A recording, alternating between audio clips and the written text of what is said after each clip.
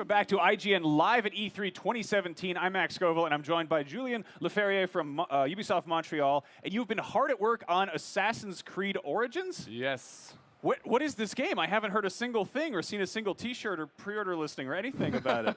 So we started off 3.5 years ago, right after Black Flag, and we knew we wanted to do ancient Egypt, but not only Alexandria or Memphis, we wanted to do the whole country this time, right? So with all the biomes, with all the vegetations, the desert, and we have a new character to support that beautiful world. He's called Bayek. He's the last Magi, so basically he's the protector of the old traditions of Egypt, because in our time period, there's a strong Greek and Roman influence, and he's basically we're at the pivotal point of history. Now, on the live show, you compared him to a sheriff. And this is, of course, about assassins. How does that work out? Because he sort of seems like a ranger more than, you know, going around. He's actually the last Magi, so he's the protector of the old tradition. He's a local sheriff, but he's also an assassin, right? Okay. And through Bayek, what's cool in this game is that you'll get to witness the origin story of the Brotherhood. This is fascinating. This is also really cool. Is this the earliest? I mean, obviously, it's the origin of the Brotherhood. This is the earliest Assassin's Creed game, period. There's the fight between Assassins and Templars have been going on for a long time, but this is actually the first time we're going so far back in history. Okay. Now, you've been working on this for longer than any Assassin's Creed game of recent memory. Aside from the obviously gorgeous visuals we're looking at, what's been your chief focus in spending more time on it? So when we started off more than 3 years ago, our goal with this game was to give as much freedom as we could to the players. So the first thing we did is that we revamped the narrative system. We have a much more open narrative system backed by quests. We also have a new progression system with RPG elements to really customize your assassin the way you like to play the game. So if you're more of a stealth-oriented player or a combat-oriented player, you can level up and pick abilities to suit your playstyle. And on top of that, we have a new fight system. So because of we had some time to work on this game, we reworked the whole fight system. It's now a hitbox-based system, so the weapon you choose, its size, its weight, its length, the way you position yourself compared to enemies, that will affect your combat experience. So we're really happy with this foundation work that we did. I think it is a fresh new take on the franchise. How would you say the size of the area compares to previous Assassin's Creed games? It is a very, very big map. It's a whole country. It's all seamless transition. So if you pick up a camel at one point, it's going to take you a very long time to cross this map. And there's it's very varied landscape. So it's a very big map. You know, I don't want to get into numbers, but I think it's players will have hours and hours of fun in this world. Yeah, so people think Egypt, they think, you know, desert and pyramids, but obviously it's the Nile River Delta, so there's tons of, you know, lush vegetation. You've got boats in here, right? We have boats. Obviously, in Egypt there's the big river, the Nile, but there's also lakes, the Mediterranean Sea that is just on the verge of the map. So boats were a real opportunity for us to have other means of transportation, and we're really happy about it. I think the water that we have built by Ubisoft Singapore is great, and what's cool about it is that you can explore every body of water from underwater. You can dive, there's some treasures, there's some loot, so I think it's a pretty cool experience. Now we've got is this a falcon? It's Senu. She's a Bonelli eagle. Oh, okay. And she's your pet eagle, basically. So the origin story of the eagle vision going on. And basically, Senu will help you locate enemies and locate your targets. And what's cool about having the eagle in the game is because of this big world that we crafted that is so beautiful, it gives a fresh new perspective, you know, this top-down view. It's a really a different way of exploring this world, and we're really happy about having Senu in the game. Now, if you're able to use the eagle to sort of scout the area and find new objectives, are we still climbing to the tops of towers and doing the whole thing and diving off? There's still the climbing on top of towers, what we call the reach high points.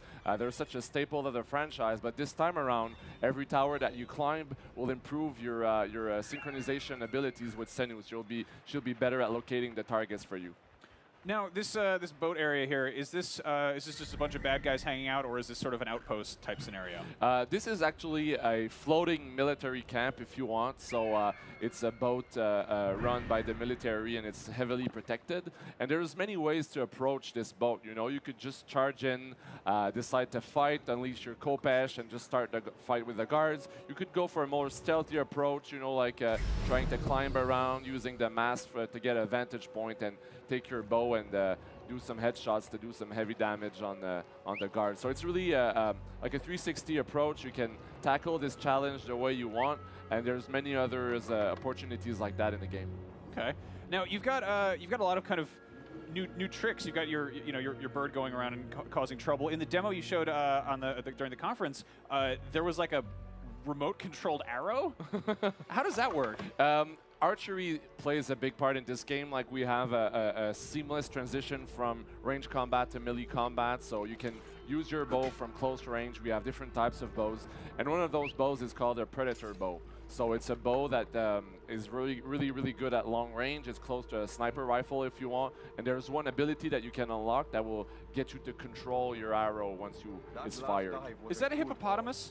That's a hippo. That's a hippo. Very dangerous beast, if you want to believe it. Like a very thick skin, authentic to this region of the world, and we wanted to have them in the game. It's wildlife plays a big part in this game because they're so such a staple of ancient Egypt. You know, like, people were doing their laundry and they were worrying about getting attacked by crocodiles. That's authentic, so we wanted to have that in the game. Yeah, I usually just worry about emptying the lint trap.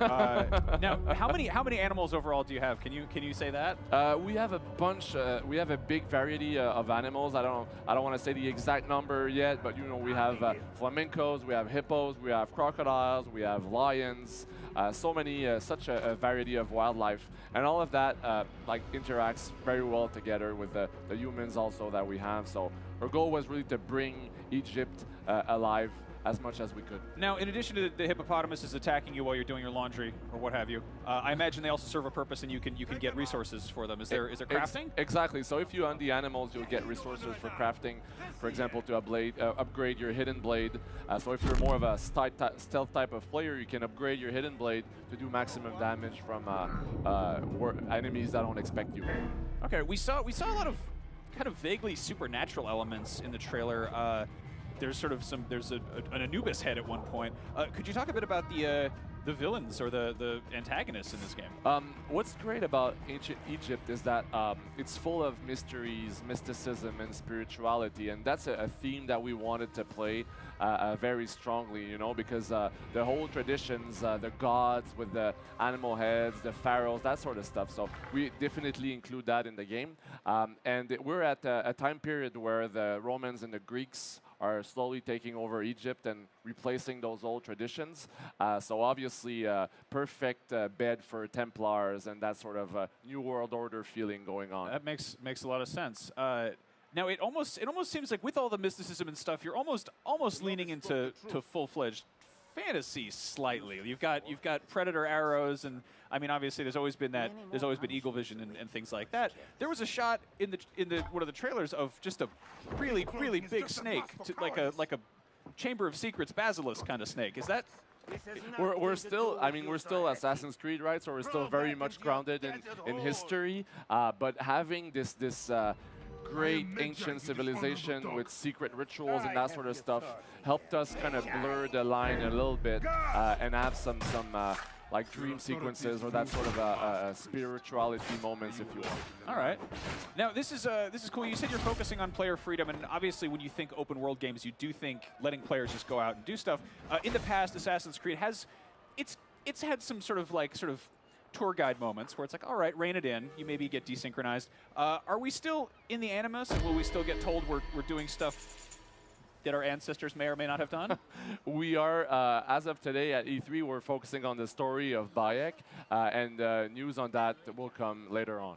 Great. Well, Julian, thank you so much for coming by and chatting. Thank you so Assassin's much. Creed Origins. Do you have a release date for this? Yes, October 27th on Xbox One, Xbox One X, PS4, PS4 Pro, and PC. Awesome. Well, thank you very much. Thank you Clearly, very much. it's been worth the wait. We've got lots more E3 coming up, so don't go anywhere. IGN will be right back.